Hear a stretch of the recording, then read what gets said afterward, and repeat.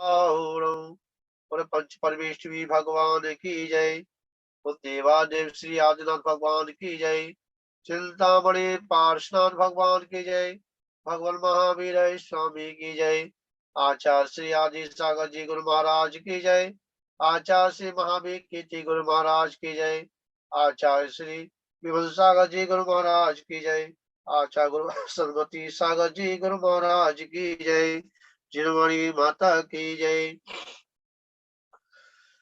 जो शुद्ध आत्मा ग्रहण न करने योग्य को ग्रहण नहीं करता है और ग्रहण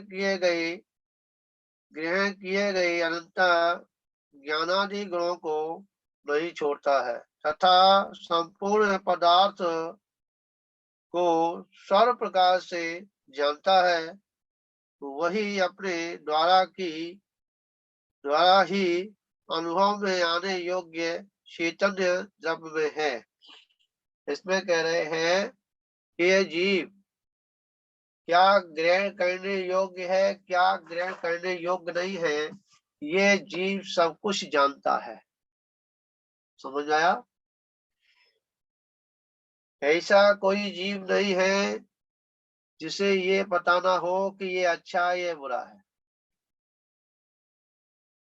एक इंद्रिय जीव जो वृक्ष है, ठीक है, जब उसे छूते हैं तो वो समझ जाता है कि ये किस कारण से है। जब कोई त्यागी व्यक्ति उस वृक्ष के नीचे बैठता है तो प्रसन्न होता है, और जब कोई क्या उस वृक्ष को काटने वाला कुड़ाई लेके जब बैठता है तो उसे दुख होता है। समझ में आया?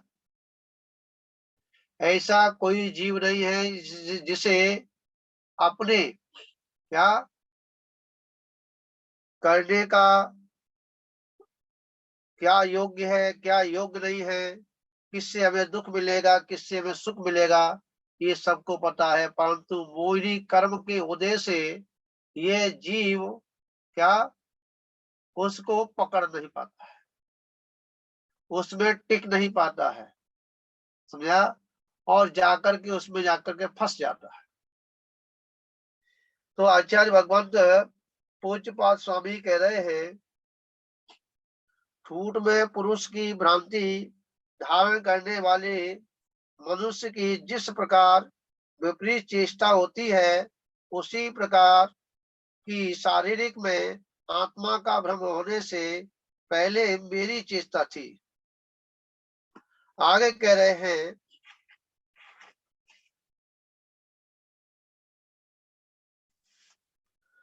ब्रह्म को प्राप्त व्यक्ति ठूठ में यह पुरुष है ऐसे विपरीत धारणा के दूर होने पर जैसी चेष्टा करता है, उसी प्रकार शारीरिक में आत्मपने के भ्रम से रहित हुआ मैं भी चेष्टा करता हूँ।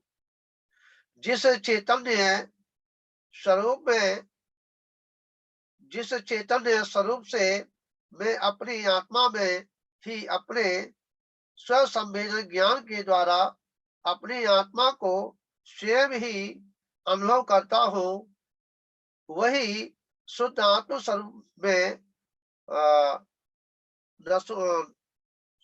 नपुंसक नहीं हो, स्त्री नहीं हो, पुरुष नहीं हो, ना एक हो, ना दो हो, और ना बहुत हो।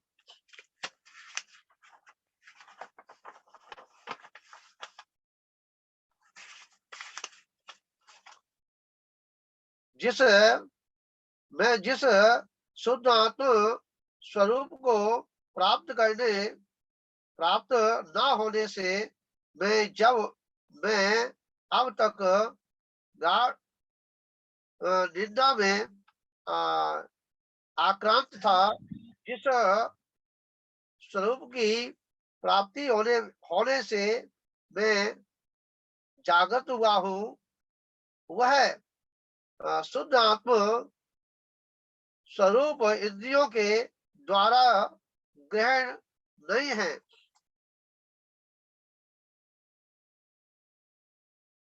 अनिल अनुवर्चनीय है वह तो अपने द्वारा आप ही अनुभव करने योग्य है। इसमें कह रहे हैं जो आत्मा का स्वरूप है, जो आत्मा का जो सुख है, जो आत्मा का जो आनंद है, क्या वो इंद्रिय जन नहीं है।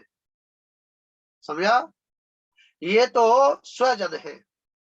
इंद्रियों से जब तक हम अपना ममत्व नहीं हटाएंगे, जब तक हम उस आत्मा का क्या वह स्वभाव को, उस अनुभव को, ठीक है, उस अनुभूति को क्या उसका आनंद हम प्राप्त नहीं कर पाएंगे। तो आचार्य भगवंत आगे कह रहे हैं यथार्थ में अपने को ज्ञान स्वरूप देखने वाले के इस जन्म में ही रागादि विकार क्षय को प्राप्त हो जाते हैं। इसीलिए मेरा कोई शत्रु नहीं है तथा मित्र भी नहीं है कि जहां शत्रु होगा वह मित्र भी होगा, और जहां शत्रु नहीं है वह मित्र नहीं है, तो क्या है? जो है सो है। कल्पना जी, जहां शत्रु होगा वहां मित्र होगा, और जहां मित्र होगा वहां शत्रु होगा, और जब दोनों है ही नहीं है तो जो क्या है, क्या रह गया कि जो है सो है। कि क्या है कि वो है क्या वचनातीत नहीं है, उसे वचन से नहीं कह सकते। समझा? आगे कह रहे हैं मेरे आत्म स्वरूप को ना देखता हुआ यह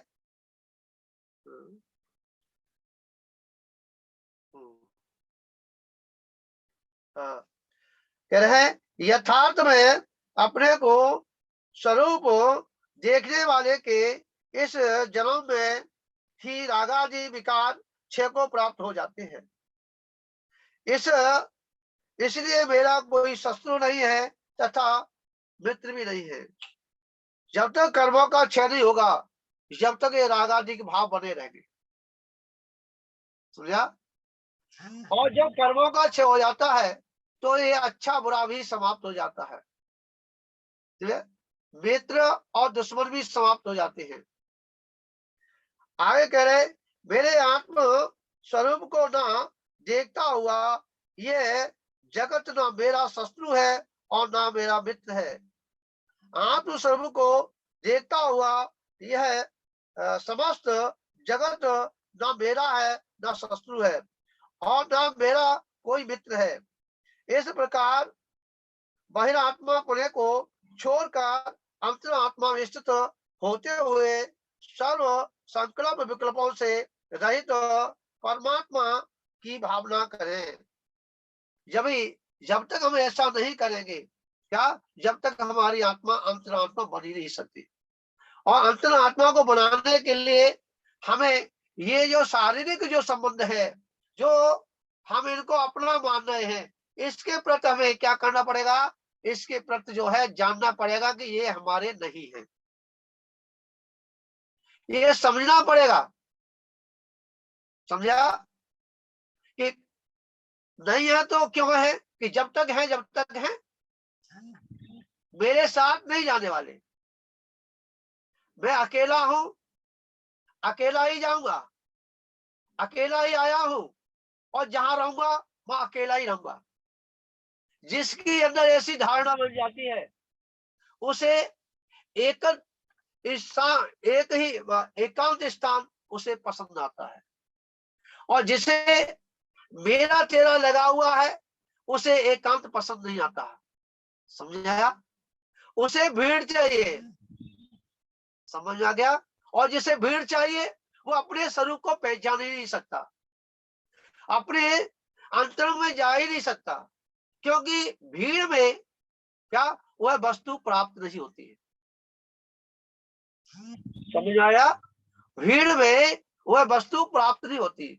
उस वस्तु को प्राप्त करना है तो हमें एकांत में ही जाना पड़ेगा। और एकांत कहाँ है कि जहां हमारा उपयोग अंतरंग में चला जाए, वो एकांत है।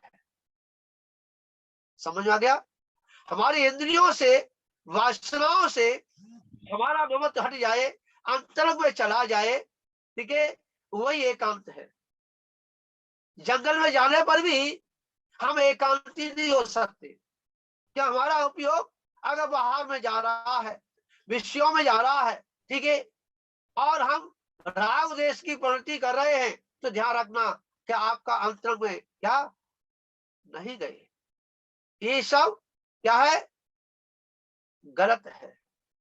इसलिए जिसको भी अंतरंग में जाना है, अंतर आत्मा बनना है, ठीक है, परमात्मा बनना है, सकल आत्मा बनना है, निकल आत्मा बनना है, तो उससे पहले भूमिका में क्या है कि उसे अंतरंग में जाना ही पड़ेगा। और जब तक अंतरंग में नहीं जाएगा तो उसे पता क्या चलेगा कि आत्मा क्या है, परमात्मा क्या है, समझा। और जब अंतरंग में चला जाता है तो उसे वह अपूर्ण अपूर्ण आनंद की प्राप्ति होती है, जिसे कभी पूर्व में वह आनंद उसने देखा ही ना हो, उसके बारे में जाना ही ना हो, उसके बारे में कुछ सुना ही ना हो, ऐसी ऐसी वहां अनुभूतियां होती हैं। और वही अनुभूतियां ऐसे स्थान में जाकर बैठा देती हैं कि जहां उसे अनादि काल तक वह अनुभूतियां होती ही रहती हैं। तो बंधुओं, आज जो है महामृत्युंजय मंत्र के द्वारा हमने अपनी पवित्रता की और अपने जहां स्थान पर रहते हैं उस स्थान की भी हमने पवित्र किया, ठीक है। और क्योंकि देखिए ये मंत्र ही एक ऐसा है जो कि उस पाषाण को हम भगवान बनाते हैं। जब उस पाषाण को भगवान बना सकते हैं और उस मंत्र के द्वारा वो बनाए हुआ पत्थर, चूना, ईंट, गाला, समझा, मसाले से बनाया हुआ वह मंदिर क्या जब पवित्र हो जाता है तो उसके अंदर फिर कोई चप्पल जूते पहन के नहीं जाता। समझ में आया नहीं आया? वह मंदिर वह चूना से बना हुआ, ईंटों से बना हुआ, पत्थर से बना हुआ, वह क्या हो जाता है, पवित्र हो जाता है, हमारा पूजनीय हो जाता है, हमारा वंदनीय हो जाता है, क्योंकि वो मंदिर हमारे जिन देवता का क्या स्थान है। समझ आ गया? जिनालय है जहां जिन में विराजमान होता है। इसी प्रकार जिस आत्मा को आपने अपने अंदर बसाया है, ठीक है, और जब मंत्रों के उच्चारण से हम पहले उस मंत्र को भी शुद्ध करते हैं, और जो चेतन परमात्मा है जो अचेतन अवस्था में पड़ी हुई है, उस चेतन उसमें मंत्रों के द्वारा उसके अंदर चेतनता मान जागृति और सम्यक्ति की प्राप्ति वहां से प्रारंभ होती है, और वही आत्मा एक दिन परमात्मा बनकर के अपना कल्याण करती है। तो यह क्रम जो जूम आदि के माध्यम से, अरम चैनल के माध्यम से, तो मैं तो ये कहूंगा कि जिन्होंने ये अरम चैनल जिन्होंने चालू किया है उन्होंने बहुत अच्छा, बहुत पुण्य का संचय किया है। ये दिल्ली से चालू है, ठीक है, और जो है इससे सारा इसको चलाया जाता है। परंतु जिन्होंने ये किया है कि घर बैठे जनवाणी सुनने को, ठीक है, मंत्र साधना करने का, साधु संतों का दर्शन क्या घर बैठे हो रहा है, इससे बड़ा पुण्य क्या कमाएंगे वो, है? और जो जूम आदि के जूम आदि के माध्यम से समझ आया चीनू भैया? क्या जूम आईडी के माध्यम से आप जो है कितना पुण्य कमा रहे हैं, हाँ? दर्शन भी हो रहे हैं, हाँ, जाप भी हो रहा है, और एक अपने द्वारा मंत्र जपना, और एक क्या गुरु के द्वारा मंत्र को सुनना, बहुत बड़ा अंतर है, जमीन आसमान का अंतर है, ध्यान रखना। आप किसी मूर्ति को अगर कोई असंयमी अब उसमें अगर सूर्य देता है तो वो मूर्ति पूज्य नहीं होती। अच्छा, उसी मूर्ति में जब कोई संयमी जब उसमें सूर्य मंत्र दे देता है, जब साधक उस मूर्ति को क्या मंत्रित करता है, तो वही मूर्ति क्या जगत पूज्य हो जाती है। समझ में आ गया नहीं आया? वो प्रतिमा हो जाती है, सभी के एक आस्था का केंद्र बन जाती है। तो आज जितने भी हमारे जूम आईडी के भाई जितने भी लोग हैं, ठीक है, ये सब एक दिन परमात्मा बनने वाले हैं, ध्यान रखना। जितने भी लोग हैं जो, क्यों देखिए संसार में कितने लोग हैं, समझ आ गया? और कहा भी है इस पंचम काल में जिनवाणी को सुनने वाले क्या और मंत्र साधना करने वाले और उसमें रुचि रखने वाले ब्रह्मचारी होंगे, उंगलियों में गिनने वाले होंगे। संसार में कितने जीव हैं, कितने मनुष्य हैं, ध्यान रखना। परंतु कितने लोग हैं कि जिनके पास समय है जिनवाणी सुनने के लिए, हाँ, मंत्र साधना के लिए, समझा, मिथ्यात्व के लिए उनकी दौड़ लगी है। कल मेरे पास एक खबर आई कि महाराज जी किसी ज्योतिषी ने, हाँ, और जो है काल सर्प योग के लिए पूजा बताई है। क्या बताई है? पूजन बताया है। महाराज जी करा ले, क्या है? मैंने कहा क्यों? कि महाराज जी संतान नहीं हो रही है काल सर्प दोष की वजह से, और पंडित ने बताया है। मैंने कहा कि एक संतान के लिए हम कितने भवों को बिगाड़ेंगे, समझ में आया? हम एक संतान के उत्पन्न करने के लिए हम अपने जीवन कितने बिगाड़ेंगे, हमें कहां कहां घूमना पड़ेगा, हाँ?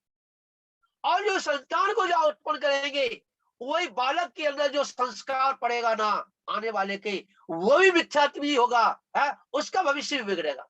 इसलिए क्या आपको काल सर्प दोष करना है, दूर करना है। जो ग्रह जो आपके जीवन में आया है, जो आपको सता रहा है, अड़गम्मा दे रहा है, उसको काटने के लिए, उसको दूर करने के लिए जिन आगम के अनुसार है उसका निधान करो।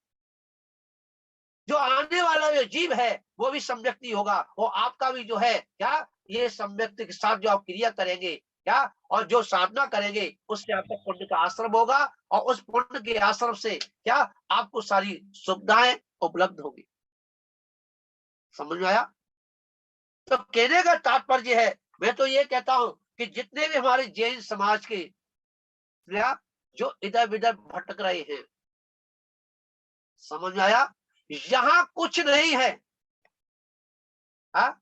और वह सब कुछ समझ रहे हैं, वहां से हटकर के जहां है वहीं पर अपना उपयोग लगाएं क्या, तो निश्चित है कि आपका कल्याण तो अवश्य होगा।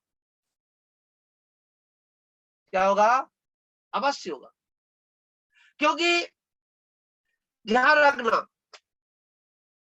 कि जहां से जो कुछ भी मिलेगा, देरी तो हो सकती है परंतु अंधेरी नहीं। देरी क्या कि जब तक हम जाप नहीं करेंगे, जब तक हम पूजन नहीं करेंगे, जब तक हम दर्शन नहीं करेंगे, जब तक हम अपने कर्तव्यों का पालन नहीं करेंगे, जब तक हमारे कर्म झड़ने वाले नहीं हैं, ध्यान रखना। और जब तक कर्म नहीं झड़ेंगे, जब तक वो है क्या हमारे सामने उसका फल भी प्राप्त होने वाला नहीं है। तो आप लोग जो हैं कितने पुण्य आत्मा हैं क्या, कि जो एक साधु के साथ में क्या अपनी साधना कर रहे हैं, और उस साधना का फल अवश्य आपको प्राप्त होगा। तो इसी मंगल भावना के साथ यहाँ ब्राह्मण देते हैं, और सभी को मेरा कोटि कोटि आशीर्वाद कि आपका जीवन मंगल में हो, आनंद में हो, और सम्यक्ति की प्राप्ति करें। और ये जो आपका 1 महीने का जो हमने यहाँ महामृत्युंजय मंत्र, देखिए महामृत्युंजय मंत्र जाप कराने के लिए क्या लोग हजारों रुपए खर्च करते हैं। क्या करते हैं? हजारों रुपए खर्च करते हैं। और वो भी जो पैसा जो जाता है, वो पैसा कहाँ जाता है, याद रखना, समझा? पंडितों के बीच में जाता है, हाँ। और वो भी जो पंडित होते हैं वो भी, वो पंडित नहीं, वो सब कुछ खाने पीने, समझा? तो आपका पैसा जो जा रहा, कहाँ जा रहा है? मिथ्यात्व में जा रहा है, विषयों में जा रहा है, तो कम से कम साधु के सानिध्य में बैठ करके अगर हम महामृत्युंजय मंत्र की साधना करें, ठीक है, तो डबल लाभ होता है। क्या होता है? एक तो हम